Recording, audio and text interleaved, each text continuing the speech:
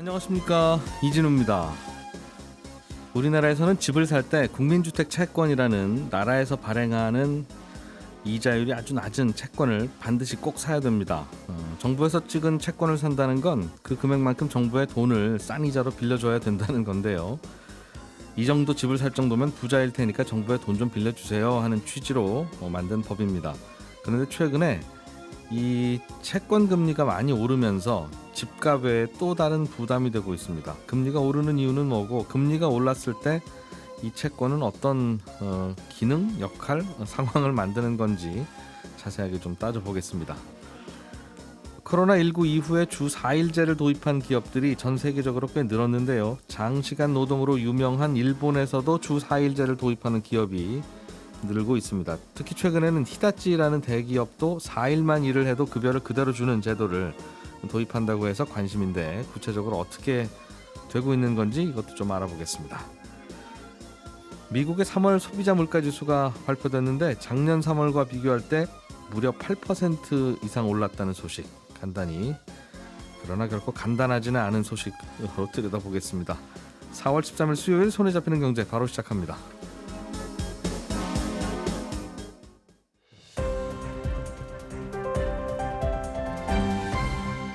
이진우의 손에 잡히는 경제. 네, 경제 뉴스를 정리하는 즐거운 시간입니다. 김현우 소장, 박세훈 작가 평소대로 나와 계시고요. 오늘은 새로운 목소리 한 분 모셨습니다. 한국경제신문의 이슬기 기자님 함께합니다. 세 분 안녕하십니까? 네, 안녕하세요. 예, 이슬기 기자님도 반갑습니다. 반갑습니다. 네, 경제 뉴스를 정리하면 막 즐겁죠? 네, 즐겁습니다. 네, 신이 납니다. 참 독특한 분들. 예.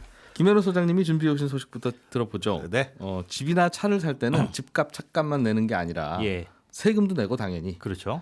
그거 말고 채권이라고 하는 것도 사야 된다. 네, 그런데 요즘 시중 금리가 오르면서 네, 똑같이 채권 사야 되는 건 마찬가지인데 맞습니다. 이 부담이 늘어났다는 거예요. 네, 그렇습니다. 지금 말씀해주신 대로 그렇게 의무적으로 사야 되는 채권을 첨가소하 채권이라고 하는데요. 이 집 살 때 같은 경우에는 아까 아주 낮은 금리라고 하셨잖아요. 예. 연 1% 이후에 5년 만기 이 국민주택 채권이라는 걸 사야 되고요. 예. 이 채권 판도는 나라에서 주택도시기금으로 들어가가지고 뭐 주택을 짓거나 아니면 디딤돌 대출 같은 이런 정책 대출을 해주는데 쓰이는 재원이 됩니다. 예. 자동차 살 때도 도시철도 채권이나 지역개발 채권 같은 걸 의무적으로 사야 되는데 요건 이제 지역별로 만기하고 이율이 조금씩 다르지만은 보통 5년에서 한 7년 정도가 만기고요. 예. 이율은 한 1.5에서 2% 정도 됩니다.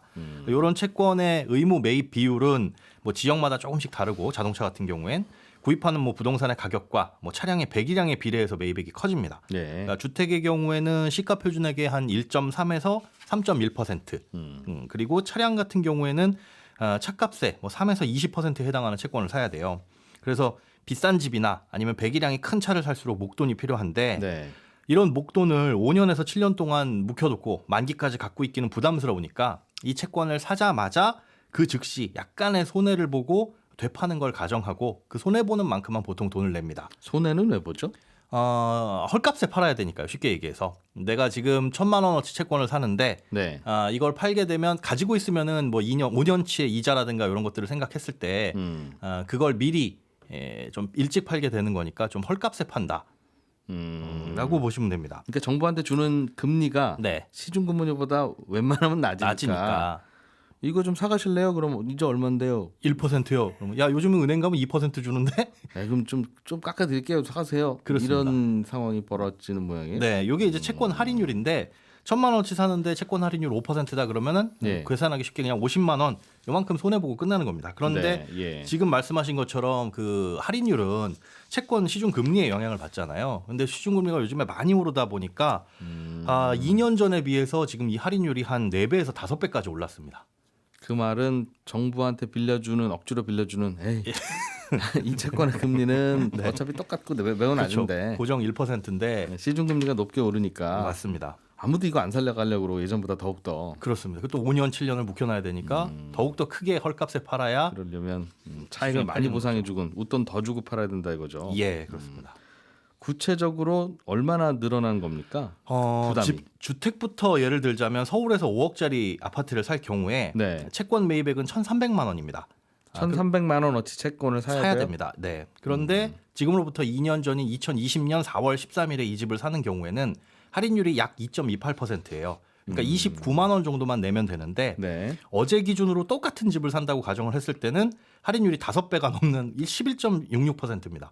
그러니까 1,300만 원을 그대로 두지 않는다면 바로 151만 원을 내야 되는 거예요. 그러니까 2년 전에 비해서 122만 원이 늘어난 거죠. 5억짜리 집 살 때 2년 전에 비해서 네. 120만 원 정도도 또 추가 비용이 또 든다. 그렇습니다.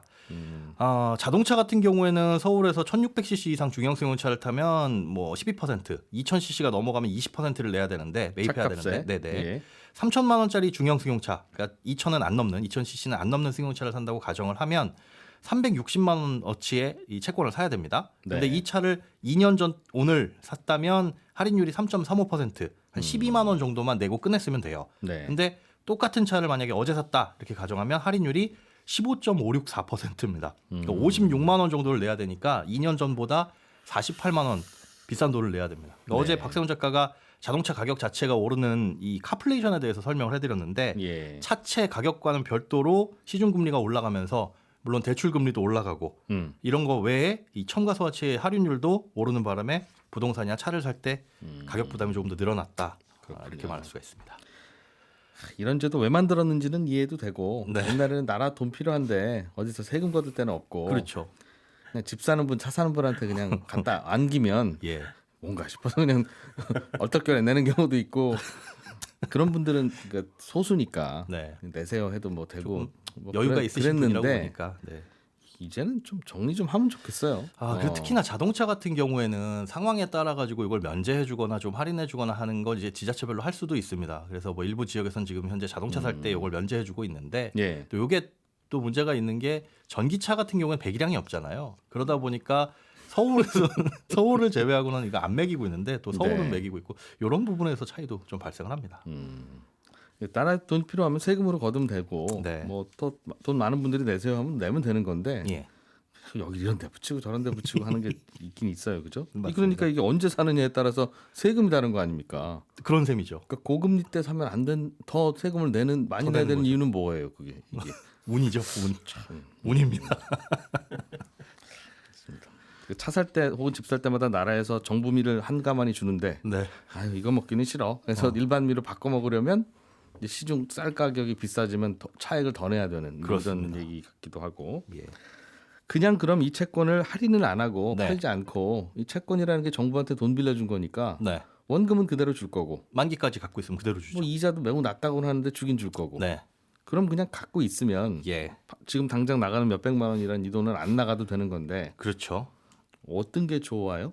요거는 사실은 갖고 있으면 아주 저리잖아요. 1, 2% 정도 이자를 받고 있다가 5년이나 7년 후에 원금을 받는 건데 예. 이렇게 목돈을 채권에나 묻어두니 이 할인율만큼 손해를 보더라도 차라리 그 돈을 빚 갚는 데 쓰거나 아니면 확실하게 투자할 수 있는 투자 수익률이 날 수 있는 곳에 투자를 한다면 여기에 넣지 않고 그냥 바로 손해 보면서 어딘가에 묻어놓는 게 좋은데 대출 금리도 사실은 시중 금리 따라서 오르니까 빚이 있는 분들은 그냥 여기에 목돈 묻어놓지 말고 할인율이 크더라도 손해 보면서 갚는 게 일부 상황에선 유리합니다. 대부분의 상황에선. 그러니까 주택 같은 경우에는 지금 받을 수 있는 게 버팀목 이제 디딤돌 대출이나 보금자리론 같이 네. 장기 고정금리 상품들 있잖아요. 이런 거 받으신 분들 아니고 시중 뭐 은행에서 받으신 대출이다라고 한다면 여기에 이 채권에 목돈을 묻어두지 말고 빚 갚는 데 유리하고요.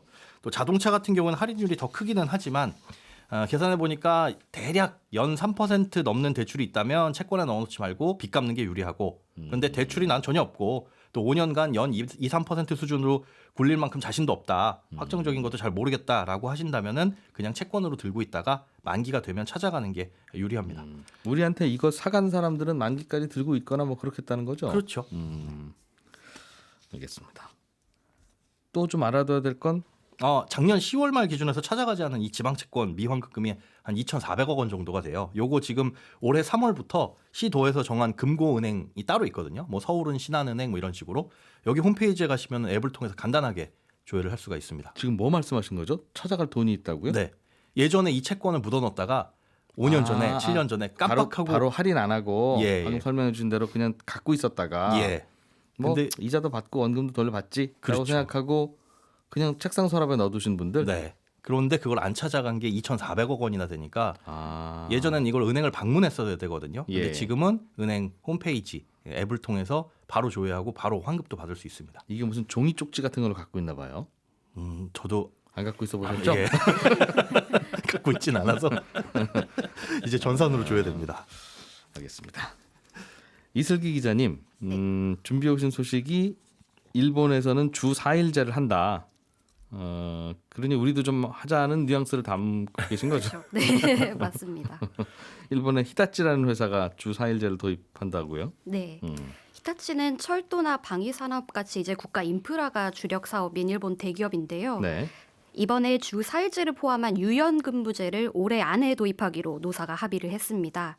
원래 히타치는 월요일부터 금요일까지 평일엔 하루에 최소 3시간 45분은 반드시 일을 해야 한다는 규정이 있었는데요. 앞으로는 이 최소 근무 시간이 없어지고 주에 딱 40시간만 채우면 되는 겁니다. 네. 뭐 예를 들어서 월요일부터 목요일까지 뭐 하루 10시간씩 나흘을 근무하면 금요일부터 주말까지 사흘은 쉴 수 있다는 건데요. 예. 뭐 혹은 월초에 40시간 넘게 꽉꽉 채워서 이제 땡겨서 일을 하면은 월말에는 며칠이고 쉴 수 있는 어쨌든 정해진 시간을 채워서 일을 했으니까 월급이 깎이지도 않습니다. 일주일에 40시간만 일하면 몰아서 뭐 월초에 다 일하고 월말엔 쉬든 아니면 금요일부터 쉬든 네. 아니면 월요일에 쉬고 나오든 그렇죠. 네. 알아서 해라. 좋기는 한데 뭐 좋으면 다 이렇게 할 텐데 다 이렇게 못하는 이유가 있지 않겠습니까? 그런데도 지금 주 4일제를 도입하는 이유가 뭐래요?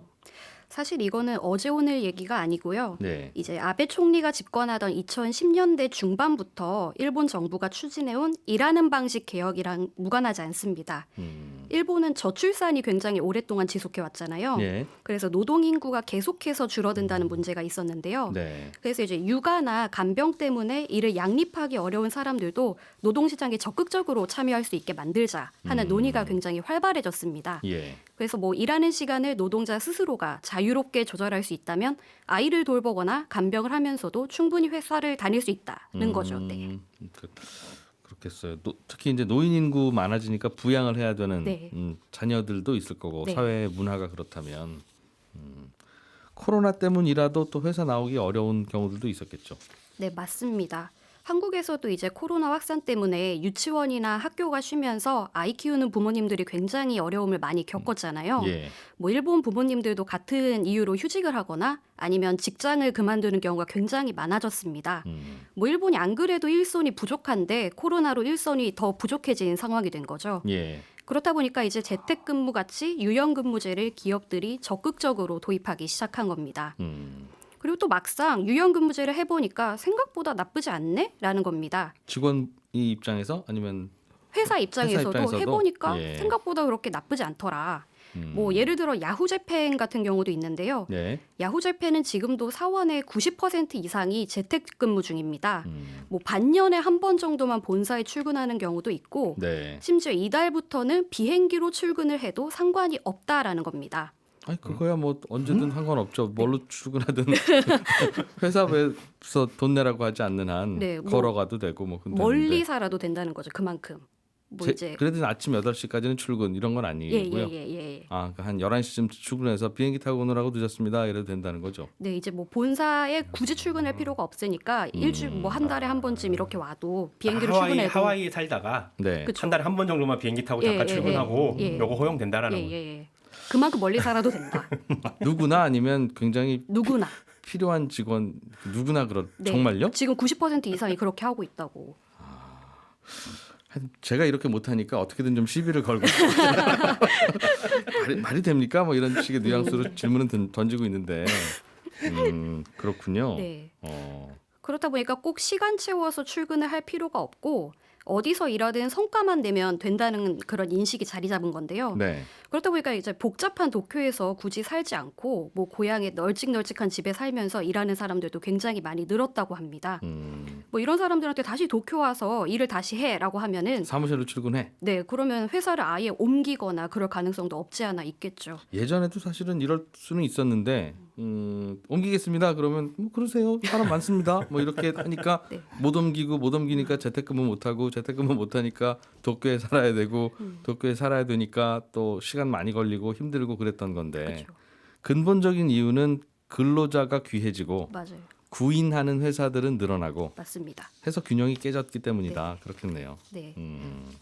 그래서 뭐 실제로 이렇게 뭐 멀리서 살아도 된다고 하니까 네. 뭐 고향에 돌아가서 나 단독주택에서 살래라고 하는 사람들도 굉장히 늘어서 예. 이제 건설사들 이제 단독주택을 주로 짓는 건설사들의 경우에는 뭐 지난해 사상 최대 실적을 경신한 것도 굉장히 많았다고. 예. 이게 물론 이제 우리나라도 하잖아요. 하는 기업들 많고 실제로 한 1년, 2년 넘게 이제 해온 기업들도 있고 특별하게 큰 문제는 없는 것 같습니다. 생각보다. 맞습니다. 그 생각보다라고 하는 게 그 생각을 얼마나 비관적으로 했느냐에 따라 다르긴 한데 그래도 뭐 괜찮은 것 같은데요라는 얘기를 뭐 당연히 직원들도 많이 하고 사장님들도 꽤 하는 것 같고 그렇긴 한데 이게 모르겠습니다. 이게 2년, 3년, 4년, 5년 쌓이면 또 어떨지. 이게 그 일이라고 하는 건 서로 뭐 얼굴 마주보고 어깨 너머로 잠깐 대화하기도 하고 뭐 보기도 하고 하면서 배우는 걸 수도 있는데 이렇게 되면 경력 사원들만 계속 뽑아야죠. 일할 줄 모르는 신입 사원을 뽑았다가는 이런 게 안 되니까 그렇죠. 점점 더 이제 신입 사원은 또 안 뽑는 그럴 수 있을 것 같습니다. 재택근무를 해야 되기 때문에 그런 일이 벌어질 수도 있을 것 같고 일본의 노동시장 분위기가 좀 바뀌는 건가 봐요. 네, 요즘은 이제 특히 이제 일손이 부족해지다 보니까 이런 식으로 좀 유연하지 않게 하면은 뭐 안 오는 사람들이 많다. 특히 젊은 직원들의 경우 특히 그러니까. 네. 그렇다. 이렇게 서로 담합하고 합심하니까 바뀌네요, 그죠? 조금 좀 불안해도 안 가버리고 그러면 문화가 좀 바뀌고. 알겠습니다. 이 회사만 독특하게 주사일제를 하는 거예요? 아니면 전반적으로 다들 하는 분위기입니까, 일본은? 뭐 요즘에 굉장히 하는 기업들이 늘어나고 있는데요. 네. 뭐 예를 들어서 우리나라에서도 굉장히 유명한 파나소닉이라는 기업도 있는데 네. 올해 희망자를 대상으로 주 4일제 도입을 시험을 해본다고 합니다. 음. 뭐 시오노기 제약이라는 제약사도 있는데 이 제약사도 이달부터 주 4일제를 도입을 했고요. 예. 근데 다만 이제 도쿄도가 2020년에 실시한 조사에 따르면 60%의 기업이 주 4일제 도입 예정이 없다고 밝혔습니다. 뭐 주 4일제를 채택하는 기업이 늘어나고는 있지만 여전히 압도적인 기업은 그렇지 않다는 겁니다. 일본에서도 화제이거나 예외이다 아직은. 네, 그렇다 보니까 이렇게 기사도 나오는 거고. 네. 그러니까 저도 얼핏 들은 게 재택근무를 하기는 한다. 그런데 결제 서류에 도장은 받아야 되지 않느냐 인간적으로. 네. 그러니 재택근무를 하는 건 좋은데 오늘 오전 10시, 오후 2시, 오후 5시 이렇게 세 번은 결제 받으러 오세요. 결제는 받아야죠. 도장을 어떻게 원격으로 찍습니까? 네. 이런 얘기를 하는 바람에 에이 출근하고 만다고 다들 그러는 경우도 있을 만큼 일본의 이 특히 이제 도장 찍고 결제하는 문화가 그동안 걸림돌이라는 얘기는 들었는데 이것도 좀 바뀌는 기업은 바뀌는가 봐요. 네, 이게 원래는 코로나 이전에는 기업들이 이거에 대해서 고민을 별로 안 하다가 코로나 이후에 진짜 도장 찍으러 회사에 와야 하는 경우가 굉장히 늘어나다 보니까 네. 이래선 안 되겠다 이런 위기의식이 굉장히 강해진 거죠. 그래서 이제 뭐 우리나라 같은 경우에는 인트라넷으로도 결제를 할 수 있는데 일본은 네. 그전에는 그렇지 않았으니까 이제 뭐 인터넷으로도 충분히 결제가 가능하게끔 시스템을 좀 구축을 하자 이런 사회적 분위기가 굉장히 강해졌습니다. 예. 그렇군요. 이 재택근무를 하면 특히 이제 실무자들은 오늘 뭐 했는지 다 이제 기록할 수 있으니까 그거야 뭐 일을 어떻게 집에서라고 안 하겠어요? 그러니까 뭐 아무런 괜찮고 눈치 보일 일도 없는데 이른바 중간 관리자들. 그러니까 잘했는지 확인하고 업무 지시하고 뭐 중간에 확인해주고 하는 일. 그분들은 오늘 뭐 하셨어요? 그러면 쓸 게 별로 없다. 확인요. 그러면서 자꾸 이상한데 그런 이야기를 한다는 이야기도 또 듣고 그랬었네요. 알겠습니다. 부럽습니다. 박 작가님, 3월 미국 소비자 물가 지수가 네. 와 1년 전에 비해서 8% 넘게 8.5%가 나왔군요. 그렇습니다. 우리 시간으로 어젯밤에 그렇게 발표가 됐는데 뭐 요새 물가가 계속 오르니까 당연히 높게 나올 거라는 예상은 다들 하고 있었거든요. 예. 그런데 그래도 작년 3월 대비 8.5%가 넘게 나왔다고 하니까 이게 또 42년 만에 최고치입니다. 올라도 너무 온다 싶은 건데 이례적으로 미국 정부가 이거 발표하기 이틀 전에 네. 이번에 많이 오를 겁니다. 왜요? 왜? 미리 선전포고를 한 겁니다. 이번에 많이 올라요, 여러분. 깜짝 놀라지 마세요. 라고 얘기를 한 겁니다. 예. 그러면서 발표 나오고 나서 했던 얘기가 뭐냐면 러시아 사태로 기름값이 많이 올라서 그런 거다. 이런 얘기를 했거든요. 근데 또 기름값이랑 식료품 가격을 빼고 물가지수를 계산해 보니까 이것도 많이 올랐어요. 네. 작년 3월보다 6.5% 올랐는데 이 수치도 40년 만에 가장 높은 겁니다. 근데 또 일각에서는 기름값이랑 식료품 가격 뺀 물가지수가 지난달보다는 0.3%포인트밖에 안 올랐다. 지난달보다는 네, 지난달보다는. 1년 전보다는 많이 올랐는데. 그렇습니다. 예. 그동안은 전달 대비 한 0.5에서 0.6% 나오던 거랑 비교해 보면 요건 인플레가 좀 꺾인 게 아니냐. 최근에 국제 유가도 하락을 하고 있고 예. 특히 중고차 가격이 많이 오르는 바람에 물가지수 높게 나오고 있었는데 그동안 네, 네. 중고차 가격도 한 달 전보다 한 3.8% 정도 떨어졌거든요.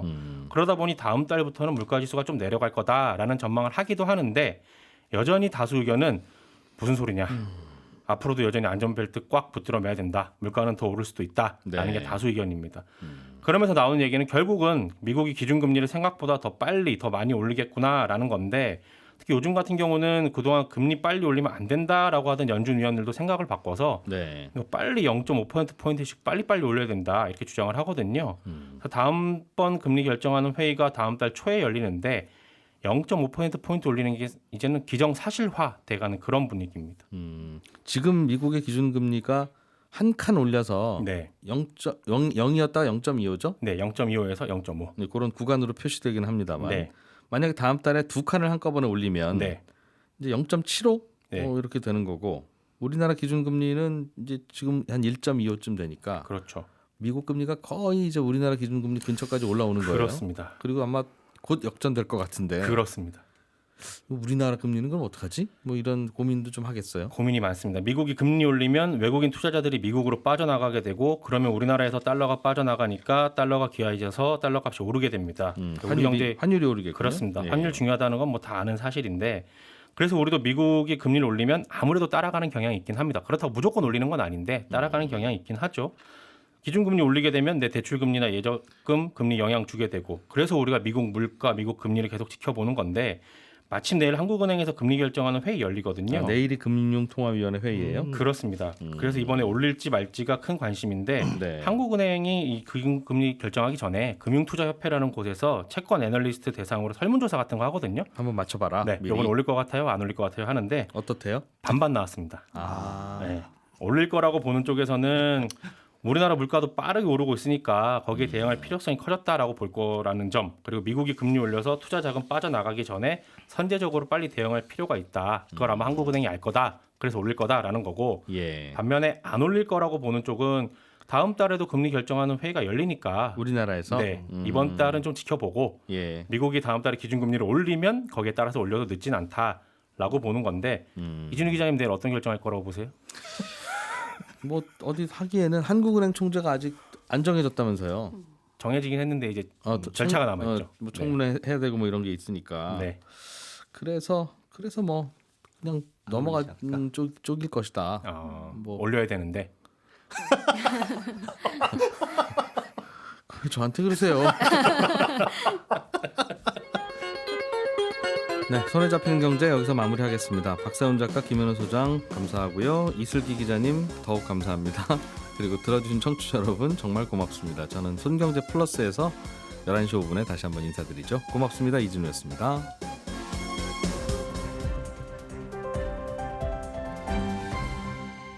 경제를 생각하는 사람들의 즐거운 습관. 이진우의 손에 잡히는 경제.